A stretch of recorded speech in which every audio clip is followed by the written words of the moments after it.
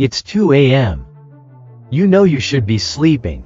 Or worse, you know there's a mountain of work sitting untouched on your desk. But your body? It has completely stopped cooperating. You're glued to the mattress like a human paperweight. And your phone is doing that thing where you scroll through nothing. Feel nothing, but can't stop. Meanwhile, the voice in your head has decided this is the perfect time to roast you. Why are you like this? You're so lazy. You're a failure. Ouch. Here's what I need you to hear right now. As both a psychologist and someone who genuinely likes you, that voice is wrong. And there's science to prove it.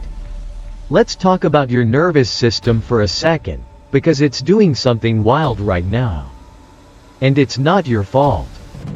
You're sitting there, staring at a blank document or a deadline that feels like a ticking bomb. Your shoulders are practically touching your ears. Your breathing is shallow, stuck somewhere in your chest. There's that churning, knotted feeling in your stomach, like you're about to be called to the witness stand. Your heart isn't just beating, it's pounding, sending little panic telegrams through your whole body. You look calm from the outside. On the inside, full-on alarm bells. And then, the judge shows up. That brutally critical inner voice doesn't whisper. It lectures. It digs up failures from 5 years ago as evidence. It tells you everyone else has already finished. It calls you a fraud. And with every sentence, your body gets a fresh hit of cortisol, freezing you even more in place. To escape, you do the totally human thing. You open YouTube, TikTok, Instagram, not because you want to, honestly. You're not even enjoying it. You're not relaxing. You're numbing, using cheap dopamine hits like an emotional painkiller, trying to mute the anxiety that's been screaming in your gut. And when you finally put the phone down, a tidal wave of guilt crashes in. Now you're not just scared of the work. You're disgusted with yourself. Welcome to the freeze response. Population. A lot more people than you think. Here's what's actually going on beneath the surface. When you face a huge task, a looming deadline, a difficult project, an email from your boss, a tiny, ancient part of your brain called the amygdala fires off a panic signal. And here's the thing. Your amygdala cannot tell the difference between a saber-toothed tiger and a performance review. To it, both are life-threatening. Normally, your body responds with fight or flight, heart racing, muscles ready, adrenaline pumping. You either fight the threat or run from it. But you can't punch a spreadsheet. You can't sprint away from your responsibilities. So your nervous system moves to plan C. Freeze. Your brain, quite literally, flips the main circuit breaker. It cuts the connection between your intentions and your muscles, plain dead. Hoping the threat goes away. That's why you want to move but can't. It's not a character flaw. It's your biological software crashing under too much load. Now, I hear you. You might be thinking, isn't this just a fancy excuse for being lazy? Let me be crystal clear on this. Laziness is a choice. Freezing is a crisis. When you're lazy, you choose to watch Netflix instead of working, and you enjoy it. You feel good. No guilt. No panic. Just rest. When you're frozen, you're lying there in absolute agony. You desperately want to move, to work, to do anything, but your body won't let you. You're suffering. Nobody chooses that. Laziness is a hammock. Freezing is a straitjacket. Never, ever mix them up. And the modern world has made all of this so much worse.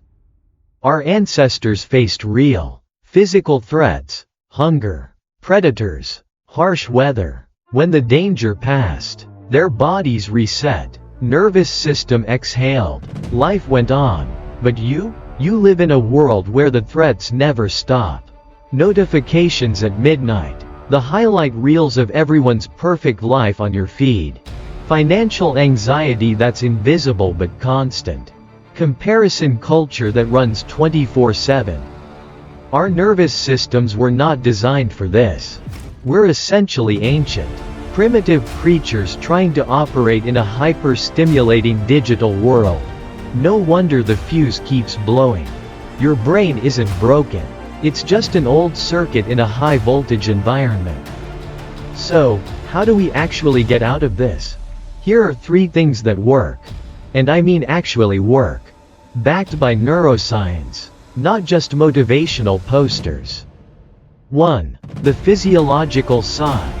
Your nervous system's reset button. This is the most powerful quick fix I know. And it takes about 15 seconds. Inhale deeply through your nose. Then take a short, sharp second inhale on top of that. Just a little sniff to fully inflate your lungs. Then exhale slowly and completely through your mouth. Make the exhale as long as possible.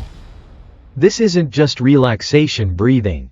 This sends a direct signal to your vagus nerve, which pumps the brakes on your heart rate and tells your amygdala, hey, we're safe. Stand down. Don't just listen. Do it with me right now. In through the nose. Short second sip of air. Now out. Nice and slow. Feel your shoulders drop? That tightness in your chest loosening? That's your nervous system stepping back from full emergency mode. Get the body calm first. And your mind will follow. 2. Shrink the task to a laughably small size. You're frozen because the task looks like a monster. Your brain is terrified of monsters. So, stop fighting the monster. Just make it tiny. Don't say, I need to finish this report. Say, my only job is to open my laptop and put my hands on the keyboard. That's it. That is your entire mission. The biggest friction in any task lives in the first 2 minutes. Once you break through the inertia, momentum takes over. It's physics. But for humans, and 90% of the time, once you've opened the laptop, you'll just keep going. 3. Give yourself permission to make something awful. Perfectionism isn't a high standard. It's a 20-ton shield that crushes you before you even begin. You're not failing to start because you're lazy. You're failing to start because you're terrified the first draft won't be good enough. So instead, deliberately try to make something bad. Call it your draft 0. The entire goal is for it to exist, not for it to be good. Write the clunkiest sentence. Draw the messiest sketch. You literally cannot improve something that doesn't exist yet. When your inner critic shows up and says, this is terrible, smile and say, yep. That's the plan. And never create and edit at the same time. That's like pressing the gas and the brake simultaneously. Create in wild, messy chaos mode. Edit in cold, logical mode. Never let the editor into the room while the artist is still working. Here's what I want you to take away from all of this.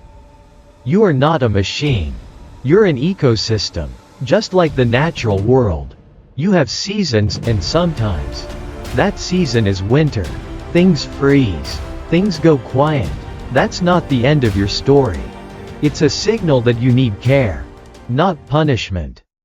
When you feel the freeze coming on, don't grab the whip. Instead, gently say to that scared, exhausted part of yourself, thank you for trying to protect me. I know you're doing your best. But I'm safe now. I've got this. Because you do. The discipline you build today might feel heavy now. But it weighs almost nothing compared to the lifetime of regret that comes from never trying.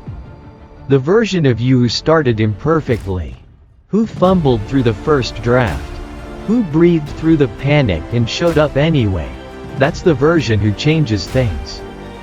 One breath, one tiny action, one ugly draft, that's all it takes to thaw. You're not broken. You're not lazy.